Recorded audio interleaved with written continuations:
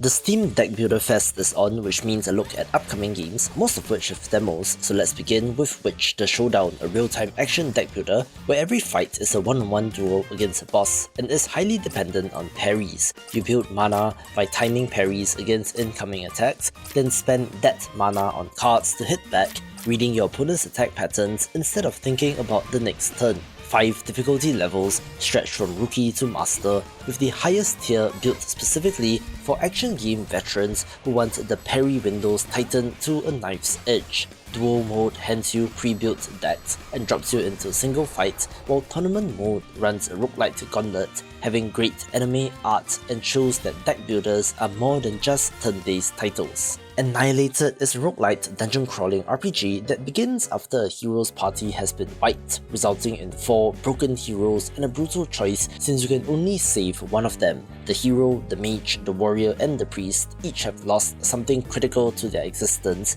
with the one you pick locking you into one of 4 narrative routes, each with multiple endings. Combat is turn-based, but timing matters since you manage limited resources and have to tap cards at the perfect moment. The cute anime art mixes with dark horror effects, resulting in quite the intriguing title with interesting stories to tell. This video is brought to you by Master of Peace, a roguelike deck building game that just released a major update titled Bonds of the Battlefield. Set in a medieval world smothered in black mist, you recruit a band of mercenaries, build your deck, and engage in turn-based combat. Each mercenary has unique traits, opening up synergies between them, with relics and commander abilities layered on top for even more tactical depth. During combat, players must constantly assess the battlefield and find the best spots to deploy and move allied pieces in order to defeat enemies and secure the best outcome each turn. The update adds special terrain effects such as tiles that grant dodge, a tunnel mechanic, volcanic craters and more, along with new units, traits, relics, items and additional content. The game will also be on its largest discount ever at 20% off during the Steam Deck Builder Fest, so if you're interested, buy the game on Steam via the link in the description below. An idle-ish roguelite deck builder of note is the Loopler, where you watch a car circle a track, placing gates around the track to trigger various effects when the car passes through, stacking upgrades into synergies and attempting to push the run towards infinity. There's a score target, Balatro style, where each completed round raises the next round's goal, so experiment with the various upgrades to keep compounding your score. There are various cars to choose from, each with their own advantage, plus a variety of tracks, gates, upgrades and charms, along with 5 difficulty modes turning up the challenge, so while it looks simple visually, it does look to be quite the compelling experience. A tactical roguelike deck builder set in a collapsing science fantasy universe is Voice of Belldona, where you summon allies onto the field, control the battlefield's formation and trade blows with twisted robots, cosmic horrors and divine war machines. Pick a hero from a roster, each playing very differently, with characters that dash into battle or ones which prefer summoning minions instead, and the deck you build is shaped by which battles you fight and which paths you take through the Vortex Zone. Maps shift between runs, with new events, unpredictable rewards and bosses that show up in different sequences, keeping you on your toes in what is otherwise a fairly standard roguelite deck builder, but it has some fantastic art and an intriguing setting. Sigils of Nightfall is a roguelike deck builder which I last talked about in my video on thinky strategy roguelites, with this being set in a gothic apocalypse heavily inspired by the Mock Block tabletop RPG. You play as a condemned soul shackled in an industrial prison dungeon called Molten's Penance, while a cult below conducts rites to bring about the end of the world. Combat is turn-based and first-person, with grim art depicting twisted cult members, undead abominations and other unspeakable creatures, looking sick as hell with a bit of that Darkest Dungeon look. Pick from a roster of flawed and tormented characters and build a deck out of ashes and ruin, chaining cards into either devastating synergies or reckless combos depending on the situation. Sigils will shatter during a run, which will reshape your run on the fly, adding a degree of unpredictability and simply looks fantastic. King's Well is a poker hand deck builder where you play as a gambler thrown into a massive industrial prison, and the only way out is to climb back to the surface, fighting machines by using cards to trigger attacks, defenses, and special effects. Your unused cards each turn then form a poker hand that grants its own effects, such as a pair healing you, a 3 of a kind boosting damage and defense, and a straight increasing both your offensive and defensive outputs at the same time. So it's kind of like reverse poker, which is intriguing. For starting gamblers like the Iron Veteran and the High Roller bring different starting weapons and playstyles with roguelite procedural generation for replayability and an interesting risk-reward dynamic. Grail is a fantasy auto-battler deck builder where the cards you build into a deck fight for you and you simply have to sit back and watch the result unfold. Travel through the woods, upgrading your deck, finding synergies, and sharpening your build between fights, where your decks are pitted in asynchronous multiplayer battles against the creations of other players at the end of the day. If you've not played an auto-battler before, the crux here is in preparation, drafting, and synergies, and you're watching the battle unfold to determine if your strategy works and what needs to be tweaked. And with 80 plus traits and 200 plus cards, there's plenty to experiment with. Multiple playable characters each bring their own unique card pools for more variety, and runs are designed to be as short as 15 to 45 minutes a piece, looking like a fun pick up and play kind of experience. Slumber Realm comes to us from a solo developer who previously worked on Monster Train and Inkbound, so that's some serious roguelite deck builder pedigree, who is now making a dice-driven roguelite where you grab your trusty D6 and journey into a dreamy 90s infused world to battle childhood fears. It has over 150 equipment cards to unlock, 30 memories that make battles easier or weirder, and 60 different snacks to boost your character, with the entire vibe and aesthetic being very cool. Between runs, the meta progression takes the form of upgrading the room you live in, decorating it with nostalgic 90s memorabilia like retro video games, rad movie posters, and sick skateboards as you survive Y2K one run at a time. Husk Protocol is a roguelite mecha deck builder that might be hitting a little bit too close to home, telling the tale of Eterna, a machine-driven city that was meant to be humanity's last monument,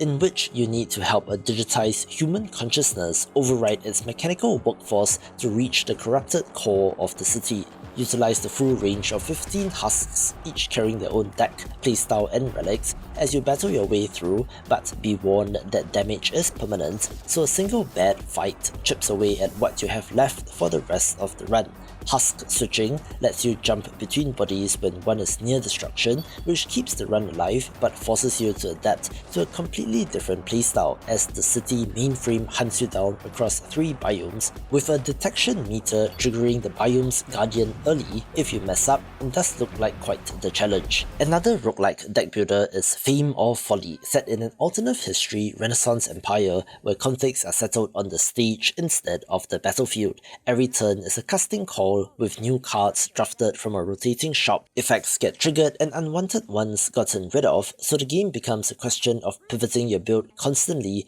around whatever the shop actually offers. You manage a troupe across 5 distinct classes, with minstrels generating raw score, vendors generating coin to fund recruitment, mystics bending stage rules with arcane abilities, high-risk performers bringing massive multipliers, and wardens mitigating the rising tension before the crowd riots. Combine these units with over 100 banners, which are rare artifacts that fundamentally change the rules of a run, and your show can quickly snowball into screen-shaking combos, pushing you all the way from humble village squares to the royal courts. A narrative roguelite deck builder about tense one-on-one duels against bosses is Stack Order, where the order in which you stack your cards is critical in this game. Every turn, the boss telegraphs their next move, and you respond by stacking actions on top of each other, with cards placed next to and above each other interacting, triggering synergies and modifying abilities. A weakening blow stacked before a heavy punch can multiply the result, and you can also set up stacks for the next turn while also preparing a defense pile, so there's literal layers to this game. Bosses have specific attack patterns, so once you learn them, it is about exploiting weaknesses and openings to take them down more efficiently, where this has a cool hand-animated graphic novel style that reminds me of Soul Sesto and could be something special. Litany is another roguelike deck builder with tactical grid elements designed around outrageous synergies as you amplify damage to take down bosses. Assemble a fellowship of heroes, descend into the depths, and chain together attacks using line and column multipliers across the board. Each character brings a unique deck and trinkets, which, along with single-use rune cards and mysterious eyes, layer further modifiers on top. The descent has a main goal since you're working towards an ancient sealed door and trying to end an eternal cycle that has trapped previous fellowships before yours, with again a Darkest Dungeon-like art style that looks impressive and does seem to be adding a dose of Belatro for good measure. Iron Hive is a deck building city builder hybrid where every turn is a season your colony has to survive, and the cards you play are the choices keeping the city standing. Construct housing, utility, social, production and defense buildings while juggling resources, since a bigger city demands more input and a colony that runs short on what it needs starts losing stability fast, which can lead to rapid collapse. Send expeditions out into the wasteland to search for vital resources, technologies and items, weighing the rewards against the risk of losing your people. There are narrative events that connect the different runs, along with meta progression elements where you can register your colony's legacy in the Book of Ashes at the end of a run, passing down wisdom or cultural or historical characteristics for future cities with a sick look as well. Zoominoes is a tile-based roguelike deck builder where you combine animal tiles into the wildest combos you can manage and watch the score balloon out of control. Upgrade animals using snacks and souvenirs to forge crazy combos, transforming a simple starting deck into a scoring machine, and can also manipulate the board itself to push the score even higher. You can focus on different animal types or color combinations, and with 159 animals, 27 snacks, 100 souvenirs and 3 zookeepers, there is enormous room for the combinations to surprise you, including super rare mythical animals with insanely powerful abilities. Endless mode keeps the run going after you beat a run for pure score chasing, with special weekly events tossing in unique challenges to keep you entertained for hours. Just the Shadow game is a little bit further out with a 2027 release window, but this tower defense deck builder looks interesting since you play as the villain, ascending as a ritual master under the watchful narration of the game master or the titular Shadow character itself. Draft corrupted buildings and forbidden incantations into a deck, then set up towers around your sacrifice, summoning monsters through blasphemous rituals, and then line them up to crush incoming waves while hitting the enemy sacrifice with unholy attacks. Each time you fail a run, you unlock better cards, new buildings and stronger powers for the next attempt, so every loss pushes you closer towards victory, with the almost tower defense kind of gameplay being the most interesting part with a good look as well.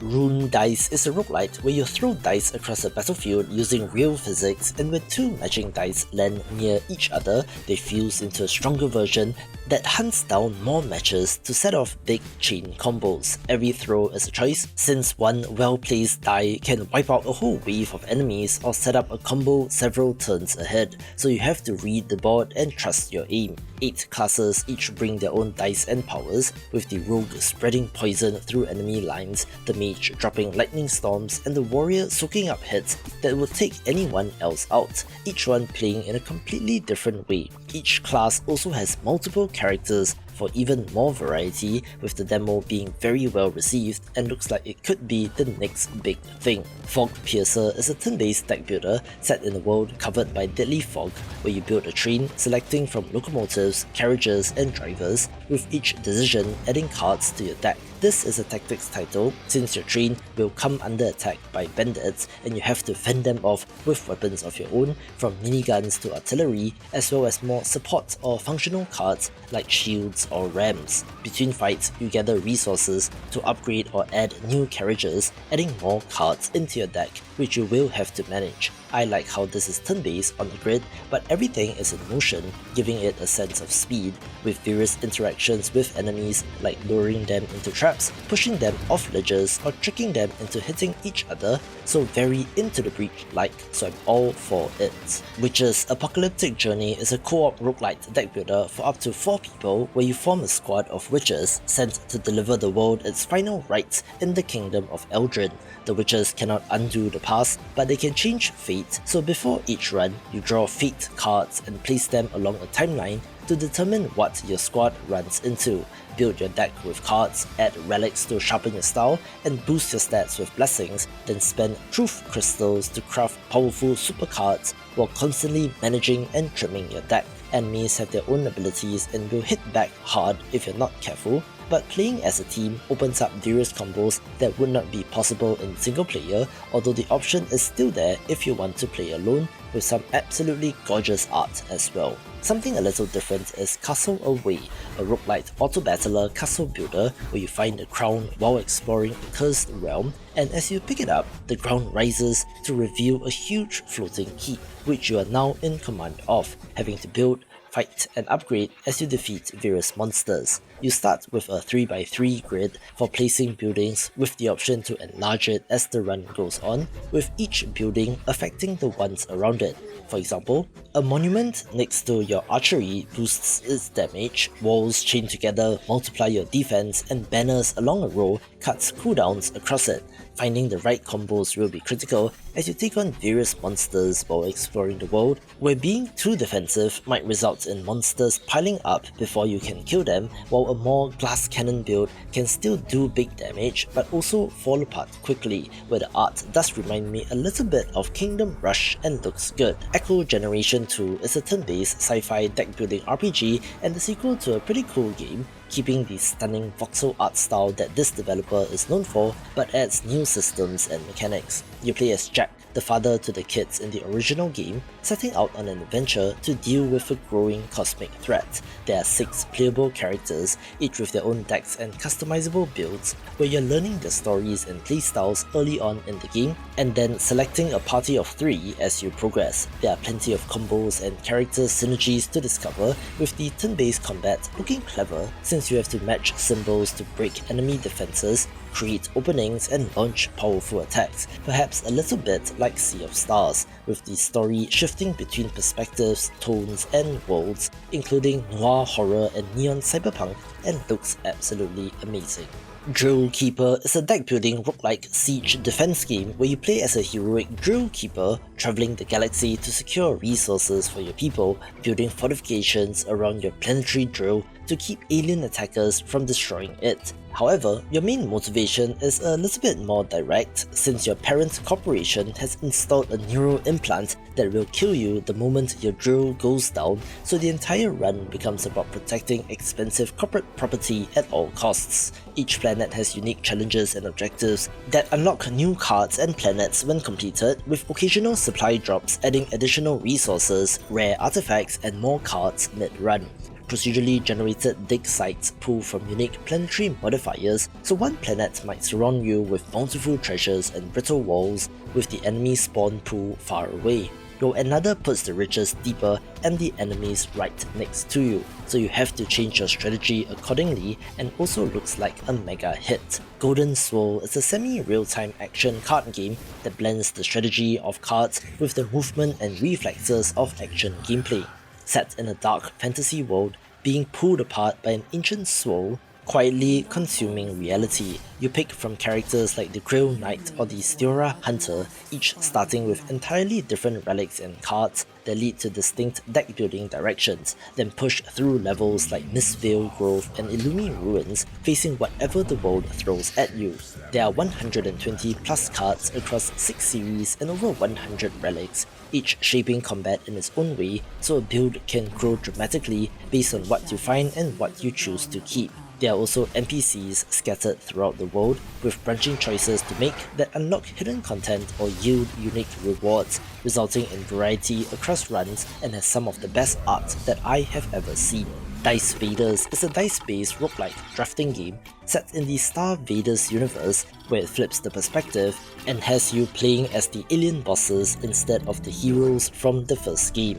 Your suns around your home planet have been destroyed by humanity, so the only way to survive is to join forces with other aliens, build an army, and travel back in time to invade Earth. Draft an army of invaders that synergize on the grid, then use budgets and chrono tokens to manipulate the dice rolls so each roll triggers devastating chain reactions and combos. 10 boss commanders each bring their own unique mechanics and abilities, fundamentally changing how you play, where you will also encounter the Star Vader pilots who show up to defend the planet you're trying to wipe out, so given the pedigree, this is certainly of interest. Shroom and Gloom is a first-person roguelite double deck builder where you hack, slash and roast your way through hand-drawn dungeons of monstrous enemies towards the heart of the Gloom, armed with 2 separate decks for 2 distinct jobs. The combat deck handles battles against fungal foes, while the explore deck handles navigation, card modifications, and unlocking new weapons and abilities, switching between the two as you go along. Hundreds of cards are available for both decks and has a growth system which lets you turn low-level starting cards into overpowered attacks or to further push rare cards into game-breaking super weapons over the course of a single run. The hand-drawn art and animations are amazing and is quite the looker, and while we don't have a date yet, you can try out the demo to get a feel for the game. Hellcard 2 is a cooperative roguelite deck builder with the same papercraft aesthetic as the first game, now expanded with new biomes, new storylines, and a deeper, persistent meta progression layer. Gear unlocked between runs transforms your hero's appearance while also modifying your deck, stats and buffs, so it's an interesting evolution of the concept and is quite the no-brainer. Watch this video for the best deck builders.